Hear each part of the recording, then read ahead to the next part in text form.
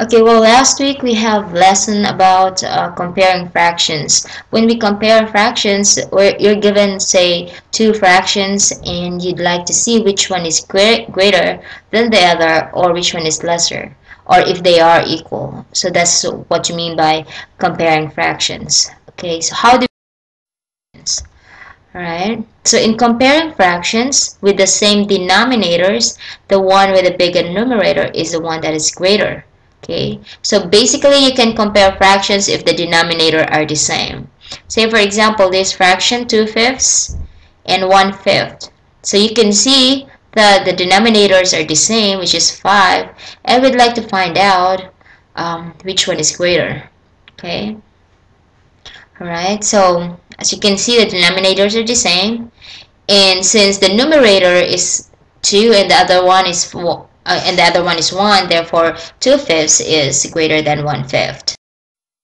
Okay, how about this one? Right? So the first one the first thing that we need to check is are the denominators, are they the same? Okay, in this case they are the same. And then we compare the numerator. Since 2 is greater than 1, then we write the sign. 2/3 is greater than 1/3, which actually makes sense, right? Because there are 2/3 is definitely greater than 1/3.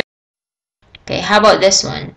Okay, so check if the denominators are the same, and they're both 8. And so now we compare the numerators, and since 2 is less than 5, then we write the symbol. 2/8 is less than 5. How about this one? Okay, check again if the denominators are the same. In this case they are, which is 7.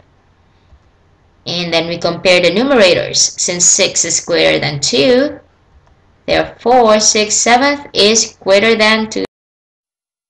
How about this one? Okay, again check the denominators if they're the same. 31 is equal to 31. So therefore we go compare the numerators. In this case 26 is greater than 15. So therefore we write this sign.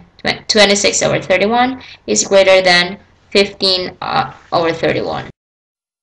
Okay, now let's try these two fractions, 2/3 and 1/4.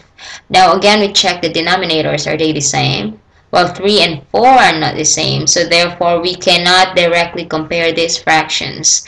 What we can do is we change both fractions to equivalent fractions with the same denominators. So do you still remember how to do equivalent fractions? Okay, so let's try this one, 2/3. Okay, so the first thing that we need to do if we need to compare two fractions of different denominators is to get their equivalent fractions and see which one of those equivalent fractions have the same denominators. So let's try 2/3. What are the equivalent fractions of 2/3? If you guys remember from our previous meeting, in order to get equivalent fractions, we multiply both the numerator and the denominator with the same number, or we divide them with the same number. Since 2/3 is the simplest form of fraction, then we can just multiply them with same number. So what about we try to multiply them with 2? Okay, so 2 times 2, that's 4, and 2 times 3, that's 6. So therefore 2/3 is equal to 4/6. Let's look for another. Maybe you could list like maybe 5 or 4 equivalent fractions.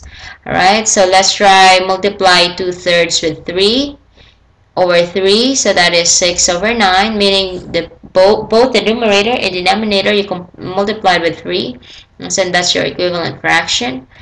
And what about with multiply with 4? So you have 8 over 12, meaning you multiply the numerator, 2 times 4, and 3 times 4, that's 12.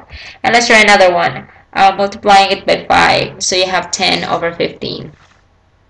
Okay, for the other fraction, the one that we want to compare 2/3 with is 1/4. So again, we list a few equivalent fractions for 1/4. So if we multiply it by 2, you have 2/8. We multiply both by 3, we have 3 over 12. We multiply both by 4, we have 4 over 16. And okay, so let's stop it there. You can go on, I guess, but if you look into your equivalent fractions here between 2/3 and 1/4, you look for the equivalent fractions wherein the denominators are the same. Okay, so if you can see that for 2/3 it is equivalent to 8/12, and 1/4 is equivalent to 3/12. So 8/12 and 3/12 have both the same denominator. Okay, so let's go back to our previous problem, which is 2/3, and we would like to compare it with 1/4. Okay, and we get the equivalent fraction, meaning 2/3 is equal to 8/12. That is when you multiply the numerator and denominator by 4. And 1/4 is equivalent to 3/12 when you multiply 1/4 with 3 and 3 also in the denominator. Okay, so now you can compare these two numbers, because these two fractions, because they have the same denominator now, correct? And so you know that 8 is greater than 3, so therefore 8/12 is greater than 3/12, or in other words 2/3 is greater than 1. Okay, so how do we get the least common denominator so that you can compare fractions? Okay, if you go back to there's a lot of lessons we have to go back here.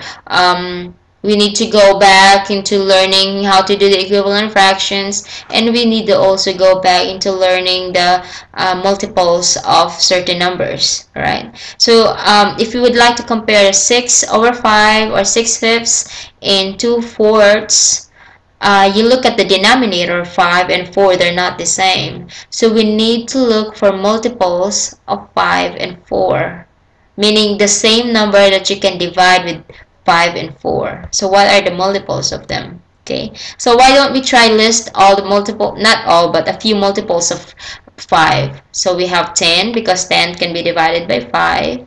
We have 15, we have 20, we have 24. Oh, that's actually 25. But anyway, that's supposed to be 25. Alright.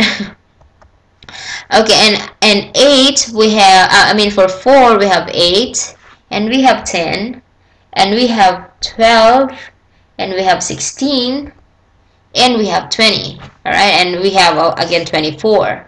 Okay, so with all these these numbers that are multiples of both numbers, you have to check which one is the smallest common one. Alright, which one is the least common denominator.